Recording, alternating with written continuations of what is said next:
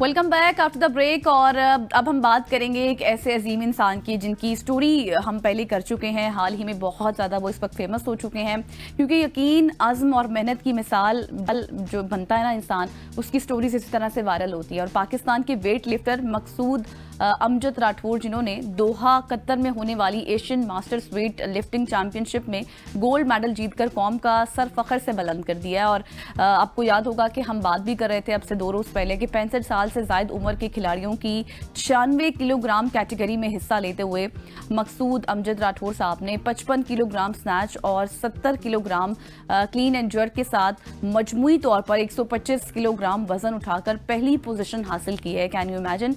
और ये कामयाबी सिर्फ उनकी जाती जीत नहीं है, बल्कि अगर हम बात करें इंटरनेशनली सतह पर तो बैनुल-अक़वामी वेट लिफ्टिंग मुकाबलों में भी पाकिस्तान की मौजूदगी का एक रोशन आप ये कहें कि मिसाल है या फिर सबूत है। राठौर की जो लगन है, उनकी जो कारकर्दगी, उनकी परफॉर्मेंस है, उसने ये साबित किया है कि age is just a number. जज्बे और मेहनत की कोई हद नहीं होती। और उनकी ये फतह, खुसूसन अगर मैं बात करूं तो बड़ी उम्र के खिलाड़ियों के लिए एक नई उम्मीद भी है कि अगर दिल में जज्बा हो तो कामयाबी किसी भी मरहले पर मुमकिन हो जाती है। और इसी हवाले से आज बात करने के लिए मकसूद साहब हमारे साथ मौजूद है। मकसूद साहब, अस्सलाम वालेकुम, बहुत शुक्रिया आपके वक्त के लिए। सबसे पहले तो मुझे ये बताएं कि आपने 65 साल की उम्र में दोहा में गोल्ड मेडल जीता है, पाकिस्तान का नाम रोशन किया है। आपको ये कामयाबी कैसे महसूस हो रही है?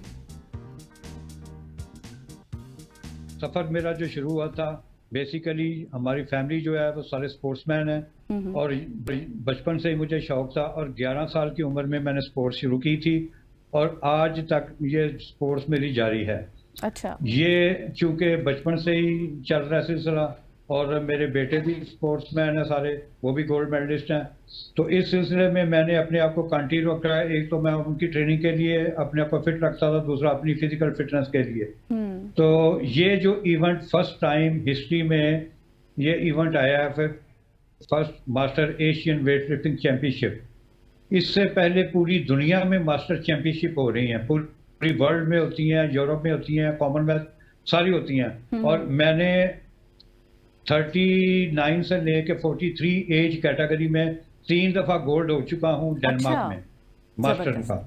तो चूंकि उस वक्त एशिया में ये नहीं हो रही थी, अभी फर्स्ट टाइम एशिया में शुरू हुई है, तो मैंने फिर इसको मौका समझ के मैंने इसमें पार्टिसिपेट किया। फिर अल्लाह पाक ने मुझे इसमें इज्जत दी और मुझे गोल्ड मेडल से अल्लाह पाक ने नवाजा। और ये 65 एज कैटेगरी और 96 वेट कैटेगरी में मैंने हिस्सा लिया और अल्लाह ने मुझे गोल्ड मेडल से। अच्छा मकसूद साहब, जिस तरह से आप ये बने हैं कि ज़ाहिर है आपने अपने बच्चों को भी उस तरह से तरबियत दी है, आपका एक फैमिली बैक रहा है, तो कोई खास ख्याल भी रखते होंगे आप अपनी सेहत के हवाले से। कौन सी खास तदाबीर है जो आप इख्तियार करते हैं?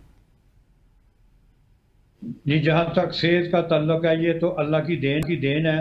अल्लाह जिसको चाहता है सेहत देता, बीमारी तंदुरुस्ती अल्लाह के हाथ में है। लेकिन जो दुनियावी लिहाज से असबाब हैं, असबाब के लिए मैंने अपनी खुराक को मेंटेन रखा और जो मियारी खुराक थी उसको इस्तेमाल किया और इसके लिए रेगुलर ट्रेनिंग की। और ट्रेनिंग के टाइम मुझे चाहे जितना मर्जी कोई ज़रूरी काम होता था, मैं सब कुछ छोड़ के जिम में जाके अपनी ट्रेनिंग पूरी करता था और मियारी खुराक को अपनाया, जिसकी वजह से अल्लाह पाक ने मुझे तंदुरुस्ती दी।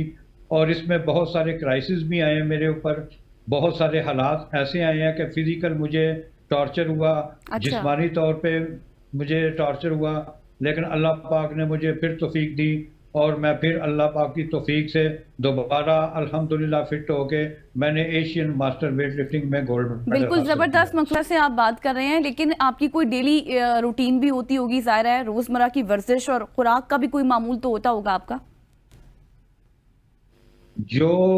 जो मैं जवानी में जब करता था उस वक्त तो दिन में 3 टाइम मेरी ट्रेनिंग होती थी, सुबह दोपहर शाम। अच्छा। यानी 8 से 9 घंटे डेली हमारी ट्रेनिंग होती थी। उसमें खाना, ट्रेनिंग, सोना, नथिंग एल्स। और ये अच्छा। फुल टाइम जॉब है। अगर आपने प्रोफेशनल स्पोर्ट्समैन बनना है तो इसके लिए आपको सारे दूसरे काम भी करें, अपने दुनियावी मामलात भी करें और ट्रेनिंग भी करें, और फिर आप ये कहें कि हम गोल्ड मेडल नहीं, ये फुल टाइम जॉब है, इसे फुल टाइम देना पड़ता है, तब जाके आप इंटरनेशनल लेवल पे अचीव करते हैं किसी गोल्ड मेडल को। तो मैंने जवानी में तो 8-9 घंटे रोजाना की है। अभी चूंकि इस एज में मैं इतनी ज्यादा ट्रेनिंग नहीं कर सकता, लेकिन शाम को बिजनेस से आके मैं 2 घंटे डेली रात को मैं क्लब जिम में देता हूँ और उसके लिए मैं डेली ट्रेनिंग करता हूँ और मेरे शागिर्द मेरे साथ ट्रेनिंग करते हैं जो गोल्ड मेडल होके आए हैं, जिसमें फुरकान अनवर और उस्मान राठौर बेटा और उमर लॉन, ये सही भी हो गया। गोल्ड मेडल अच्छा में मकसूद ये साहब, मुझे ये मेरे साथ बताएं, ट्रेनिंग। बिल्कुल आप हैं जिस तरह से आपकी जो खुराक है, जो मामूल है, वो भी आपने हमसे शेयर किया, लेकिन वजन उठाने की जो मशकें हैं उस हवाले से बताएगा कि किस उम्र से आपने वो शुरू की थी और आपकी मशक करने का मामूल क्या है? क्या आप सुबह भी करते हैं, दिन को भी, शाम को भी, या कोई स्पेसिफिक टाइम है? सादा सा कुलिया ये है कि अपनी 24 घंटे की जिंदगी को आप सल्लल्लाहु अलैहि वसल्लम के तरीकों के ऊपर ले आएं। बिल्कुल। आप कभी बीमार नहीं होंगे इंशाल्लाह, और आपकी सेहत भी मेयारी होगी और लॉन्ग टाइम आप चलेंगे इंशाल्लाह। सही हो गया। अच्छा मुझे ये बताएं कि क्या आपने कभी अपनी उम्र से, मतलब ज़ाहिर है आप थोड़े से एज वाले हैं तो लोग इस हवाले से टॉर्चर भी करते हैं, तो कभी अपनी उम्र की वजह से किसी ने हौसला शिकनी की है आपकी? एक्चुअली ज़ाहिर है कोई भी मुंह पे आके तो बात नहीं करता, लेकिन हसद बिल्कुल। तो जब दुनिया स्टार्ट हुई, दुनिया का आगाज हुआ, तो हसद से हुआ था। जब शैतान का और फरिश्तों का जो सजदे का तल्लक था, सजदा करने पे जब शैतान ने हसद दिखाया, तो ये हसद आज भी लोगों में ट्रांसफर है। आज भी लोग हसद करते हैं। ज़ाहिरी तो सामने आके कोई नहीं ये बात करता, लेकिन हसद बहुत पीक पे है मेरे बिल्कुल। बारे में। दूसरा, आपने जो सवाल किया है कि दूसरा क्या किया था सवाल आपने? जी मैं ये कह रही, मुझे आखिर में ये बता दीजिएगा मकसूद साहब कि आप समझते हैं कि पाकिस्तान में वेट लिफ्टिंग जैसे जो खेल हैं उनको वो मकाम मिला है जिस तरह से मिलना चाहिए, जिसका हकदार है पाकिस्तान, या फिर आप समझते हैं कि बस ठीक है एक लेवल तक है, हो जाता है, इट्स गुड? देखें, जहां तक हुकूमत के सपोर्ट की बात है ना, जी। तो बात होती है अहमियत की। किसी भी काम की या किसी भी शोबे की अगर बात हो तो डिपेंड करता है कि कोई इसको क्या अहमियत दे रहा है। तो इनफरादी तौर पे तो जो अहमियत देता है तो वो इनफरादी तौर पे उसको अचीव भी करता है। जैसे हमने इनफरादी तौर पे स्पोर्ट्स को अहमियत दी और इसमें हमने अचीव भी किया। मैंने गोल्ड मेडल हासिल किए सारी जिंदगी, नेशनल और इंटरनेशनल। मेरे बेटे ने गोल्ड मेडल हासिल किए नेशनल और इंटरनेशनल। मेरे शागिर्दों ने गोल्ड मेडल हासिल किए नेशनल और इंटरनेशनल। और ये इनफरादी तौर की मेहनत है। जहां तक आपने कहा कि गवर्नमेंट सपोर्ट करती है, तो गवर्नमेंट इस चीज को अहमियत नहीं दे रही। गवर्नमेंट जिस चीज को अहमियत देती है वो गवर्नमेंट उसको पूरा टाइम भी देती है, फाइनेंस भी करती है और पूरी सपोर्ट भी करती है।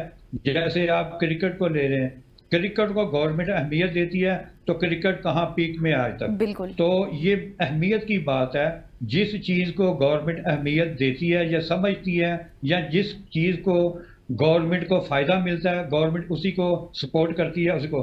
वेट लिफ्टिंग में मैं समझता हूँ गवर्नमेंट समझती है हमें इससे कोई फायदा नहीं है, हमारा इससे कोई चमक दमक नहीं होती, हमें इससे कोई फायदा नहीं हासिल होता, तो इसलिए वेट लिफ्टिंग को ऐसे ही कहने बेजारों मददगार लाचार फेंका हुआ है। इसीलिए कहीं कहीं कोई वेट लिफ्टर कभी कभी निकलता है और वो इनफरादी तौर पे अपनी सेल्फ मेड होता है और अपनी फाइनेंस से, अपने सोर्स से और अपने तल्लुकात से ऊपर आता है। सही, बिल्कुल एग्जैक्टली। जो मकसूद साहब आपने कहा कि उम्र की एक तो कोई हद नहीं होती, जिस तरह से आपकी मेहनत है, आपकी लगन है, आप पाकिस्तान का नाम रोशन कर रहे हैं। हम हुकूमत से भी कहते हैं कि इस हवाले से मजीद इकदाम भी करें। Thank you so much for your time. यहाँ पर लेंगे एक ब्रेक के बाद वापस आएंगे। Stay with us.